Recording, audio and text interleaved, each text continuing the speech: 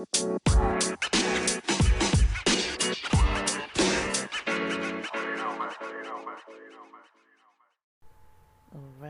guys. Happy first day of spring. Party people. I think by the time I post this, it's going to be the second day of spring. I might post it for midnight, because I just barely posted a recording right now. So shout out to whoever is hearing this first thing in the morning. And then I'll post day 7 as well, I hope. I think I've been alright, right? I've been like doing okay with posting relatively on time. I've been a little off with the mornings lately, but it's just because I haven't been fully waking up early every morning, which I need to fix immediately. Um, but yeah, let's get into this relationship series ep. Um, so I'll post the link below. I was watching this episode of Shan Boodram talking to multiple people who were, like, I guess if you don't know Shan Boodram, she's a professional sexologist. She's a professional. She's not a sex worker or adult entertainer. To clarify, not that I'm saying that there's anything wrong with those types of professions. If people are consenting adults and they want to do them, more power to you. I consume some of that content, and so I appreciate the people who put themselves out there like that, but also that's not what she does. And so she's kind of like the sexpert type person. And it was interesting to hear her take on some things when it came to relationships. So she has this episode, and I really liked it. It was, let me find the title. I sent it to a friend earlier. I think it says, I'm a grown ass woman without any friends. And then it says lovers and friends full episode. And so the segment that I kind of focused on more, I didn't finish the very end after this point, and I think there were some places in the beginning where I kind of didn't fully listen because maybe I was driving a little bit and like other stuff. So yeah, from about the timestamp 37 minutes 57 seconds to 49 minutes 18 seconds, and I'll put that in the description too. Shan Boodram, she's the lighter skinned individual, is talking to Tabia Charles. She's the darker skinned individual, and I felt like they had very interesting kind of a conversation about what would match for like relationship theories series here. Because I started thinking, maybe people who date or go on dating apps think the same way. And so, a bit of a spoiler. So, Shan was talking about, how, she's always been, like, or at least is good at romantic relationships, partnerships, having her person, and then she has, like, um, you know, I don't know if she has one or two kids, and her sister's one of her besties, but outside of like family and like partners, she doesn't really have really close friendships with people. And I kind of realized the same. Um, outside of uh,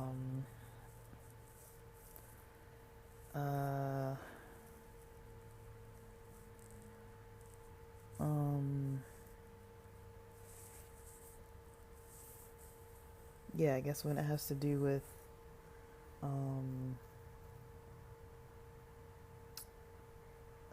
like making friends and stuff, Tabia had a whole different approach than did. Like Shan was saying, she doesn't know if she really likes to invest and cultivate, relationships with people um, too much, and just the effort and energy that it takes to get into that. Like, she likes the idea of it and wants to have people around and wants to have people there and likes that and is sociable, but the energy and effort it takes to actually be routinely being involved with people, she doesn't really do that. And, I talk often with quite a few of my friends that are kind of on the more sociable side, and especially the ones, who, we like dating apps and we like to go on dating apps, and, um, or at least used to until lately when we all hate them now because they suck. And, like, we're kind of realizing this pattern that not only have things changed a lot since 2019, but in addition to the changes, we're noticing that, sometimes it's like, why are people even online? Like, it's something that we constantly keep asking ourselves. Like, why are these people even online if they don't even want to meet? They don't even really want to talk, or you'll be totally like having a good bond, connection, interaction, even if it's just online with somebody. Sometimes it'll feel good, and you'll be like, wow, like we're really vibing, like this is going well. And then you just never hear from them again. It's like it never happened, you know. And we were kind of talking about this, and we're like, this is weird. And the more I started hearing it from other people, I found it more and more interesting. I was like, oh, okay, like, so I'm not the only one who experiences this, and I'm not the only one who gets confused by it and doesn't understand it, but other people do too. And then, like, when they were starting to talk about friendships, about cultivating friendships, and how some people have this mindset that, like, yeah, it seems like it would be a good idea, but actually doing the effort and, like, putting in the effort and doing the work isn't really something that some people are really gonna do. And that never really hit me, because to me, I was always seeing this, like, disconnect between, like, okay, like, you know, why does the energy not really match to the app? Like, if you're on a dating app, you would assume you are there because you want to go on dates, right? Or at least meet people, even if it's not physically dating. Like, I don't think anybody goes on dating apps to potentially have long-term pen pals for years on end. Like, I don't know anybody who's like into that. I'm freaking not into that. But you know, um I feel like most people aren't into that. And then um most people prefer to, like, have in-person relationships, even if it's just, you meet on a dating app to find things in common with somebody, and then you kind of move into a friendship. I think that's fine too, but it's still like, why are you on a dating app doing that? Like, it's kind of like there's another space for that maybe, but like, you can still be pretty honest in your description, your profile, and say, like, oh yeah, I'm here for friends only, or whatever. And if people want to try to blame on that, it's like, well, at least you were forthcoming and said what was up, like, at least you tried to explain your intentions. It's not your fault if people kind of take it another way, but also it is a little presumptuous. I think it's just my own opinion. It's a little presumptuous to be on a dating app specifically, or maybe, like, dating apps need to come up with a category, because I think even though people might, like, I've seen people who are just like only here for friends kind of thing, but then you kind of have it in the back of your mind, like, maybe this might become something more, even though when they're on the app, they're clearly, like, like, there's no real signs that they're actually trying to do more than that, more than just kind of like connect as friends. Like, if they're not flirty or anything like that, and they really are just acting like casual friends. Um, but yeah, I've found that weird, that sometimes the energy just doesn't match the platform, or the um, or maybe I'm saying that backwards. Like, maybe the the it's kind of like, first of all, why would you go on an app like that if you don't want to meet anybody? To me that's weird because it's not really that they don't want to meet you specifically, like, which I would understand if somebody's like, well, I just don't want to meet you, like we talked a little bit and this just isn't really my vibe, and I'm like, I get that, I totally get that, I respect it, that's fine. But sometimes I think it's just a little odd too, and especially when it's people that are just wanting friends, and it's like, well, we're not trying to be life partners or anything, so why, you know, like, you know, why do some people not even want to go through with like friendships and like meet up and hang out and do that kind of thing? Or they cancel a lot, or they ghost, or they flake, or they're just so like unorganized. And I think that's what it is. There are a lot of people out there that aren't willing to cultivate relationships. And I've talked a lot with, um, I've talked a lot on here, on other podcasts, on, with friends, people who just know me in general, who I grew up with and everything. Um, we had, um, we always kind of had like, um, some commonalities, um, we always kind of had some commonalities. We always were able to kind of be like, you know, like, the religious culture I was raised in was very sociable. And I think that's something that makes me kind of gravitate towards, you know, religious content in, you know, like entertainment, is because, a lot of times when you see the social circles and stuff, it's like, yeah, like these people spend their lives with each other. They see each other on a regular basis, almost daily. And like, I grew up like that. I grew up around, seeing the same people all the time, meeting friends of friends, neighbors of friends, people that my parents knew, just I was always kind of intermingling with different groups of people, and, planning stuff, showing up for other things that other people had planned, volunteering, energy, time. Like, there was definitely this, like, we have a community here, and even if it's a large, branched out community, we have this understanding that, like, we're trying to do this thing together. And it's not like you have to be besties with everybody, but it was very much not like the mainstream secular culture where it's like you have your small little group of people, especially in cities. You have your small little group of people that you work with, or maybe like the neighbors in your apartment complex where you use the same gym, or like just little bits of pockets of people that you barely ever see. Like, I think this was the episode, where I think they gave some numbers, and I don't remember exactly what it was, but they were saying, you know, some time ago, like, people used to spend on average about 6 hours a week with like their besties, or like with close friends or whatever, versus now it's about 90 minutes, 90 minutes a week. And so that's so different. It's like, you know, let me see. I can't do the math in my head right now. Um, so 6 hours is 360 minutes.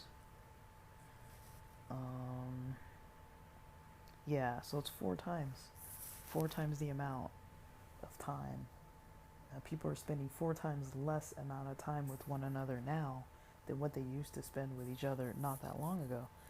And I don't know, what is it? The economy? Is it just the lifestyle? Is it just kind of how things are? People are more online now. And then someone else in the episode also mentioned things about like how like social media plays a role. It was a different segment. I can't remember the other people's names because I didn't focus too much on their parts, but I just was listening in the background, and they were mentioning that people used to kind of just interact with the people they were interacting with, And now that we have all the social media and stuff, you can stay in touch with people from like high school and like people from like other people that you met maybe once, or people you've never even met. Like most of my Instagram is people that I've never met in my life ever. Um, and you can spend a lot of time in that content, like texting people that you ordinarily wouldn't have contact with, messaging people, talking to people, um, getting information from people, like checking on their social media. Maybe they're messaging you back and you're like responding. And these are people that like ordinarily we might have fallen out of those relationships and never really contacted them again. Whereas now it's like you can reconnect with just about anybody, but they're also not like deep connections. So, I mean, I think I mentioned this before that I kind of noticed something like that, and I think they explained it better than what I could do, but something along those lines that, like, yeah, sometimes you're just not quite, um, like, yeah, like I was noticing they were not, um, uh, like, yeah, like you spend a lot of time and energy, or you can spend a lot of time and energy connecting, like just kind of slight connections with people, and that can kind of spend a lot of your social energy that you would spend on like maybe your parents or your siblings or whatever, because you're talking in bits and pieces to all these other people, or like following content from all these other people, versus like immediately only the people who matter the most to you. you know it's like you only have so much energy in the day. And so I think because there are all these other social outlets out there, it's like people get maybe socially overwhelmed, and they get a little bit of that nugget, a little bit of that dopamine, a little bit of that energy from like interacting slightly with somebody, to a point where it's like, okay, I feel like I kind of, you know, um, talk to you now, or like, okay, like I interacted with someone, I socialized, I was social today, I did a little social thing today, whereas it really wasn't, like I went and checked in Instagram, got a couple memes from some friends and replied, sent a couple jokes back, and sent a link to some comedian thing, and it's like that's my social interaction for the day. Yes, I really care about these people, but it's like, also it's like, if this were like 15 years ago, 20 years ago, we wouldn't have counted that kind of thing as like quality, because we have a lot of quantity of interactions nowadays. We just like talk to everybody often. So it kind of, I think it gives like this false feel of like interaction when the quality's not there, but it is kind of,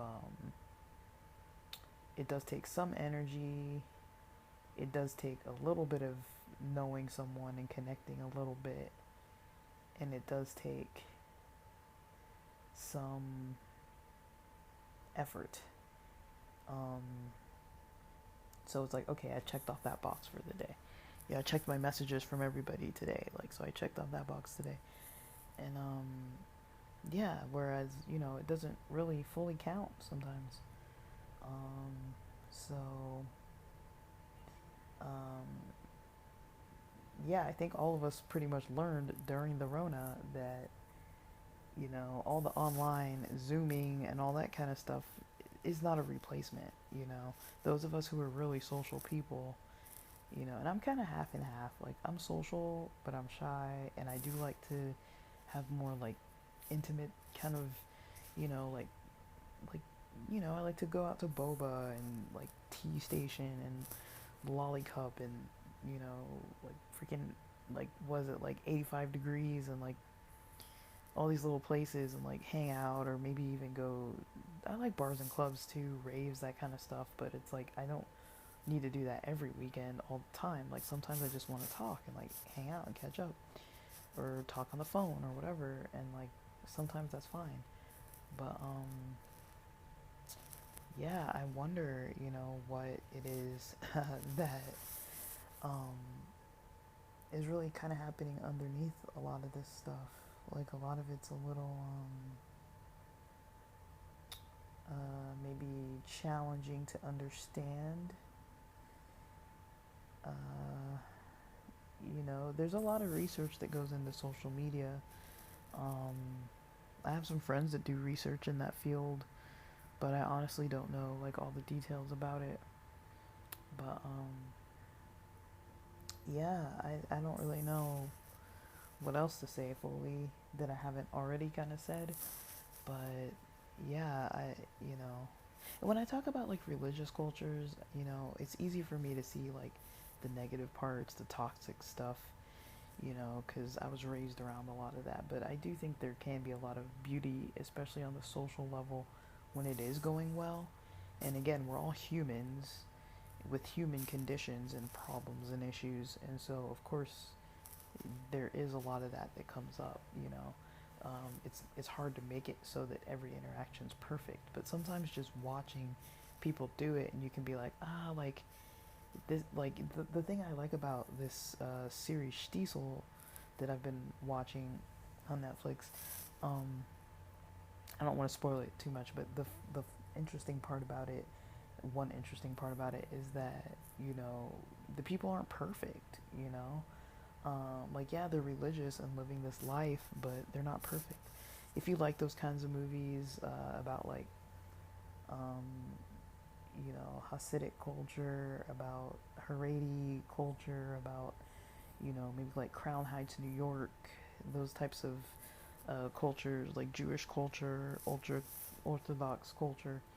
Um, I would recommend, Unorthodox is another one that's on there. Some people do have some problems with it because they say maybe it portrays a negative light. Um, and then another movie that I liked is called Ushpizin. Ushpizin. Ushpizin. Ushpizin. Um, it also takes place in Israel. I think Unorthodox takes place in New York. Another one that takes place in New York, I've talked about these before. There's one called Holy Rollers. It has, what's his name? Jesse Eisenberg. Is he the one who played Zuck, the Zuck in Facebook, the movie Facebook? Um, I love that movie. I love that movie. It's one of my favorite movies. Even though I know, people say it's not an accurate portrayal of the Zuck either, but I really like movies about like tech. I like Pirates of Silicon Valley and like tech movies and stuff. There aren't too many of them out there that I really really love. But yeah, like um, a lot of how I was raised has a lot of overlap with Jewish culture in a lot of ways. And so, there's something that, I can kind of watch those types of cultures and kind of see something that I'm like, okay, this is like familiar. Um, even though it's not, like, I wasn't doing all that type of stuff, but there is a lot of similarity. Um, so, I think that's about all I have to say because I'm kind of in a rush to eat dinner and see if I'm going to work out after dinner a little bit. I'm excited to maybe get in some movement, maybe watch a little bit of sports. I'm kind of just tired. But, alright, let me get on with my evening. I'll probably post this at midnight, and then hopefully it'll be fresh and ready for you first thing in the morning. And then day 7 episode as well on Tuesday. And hope you enjoyed. Thanks for listening.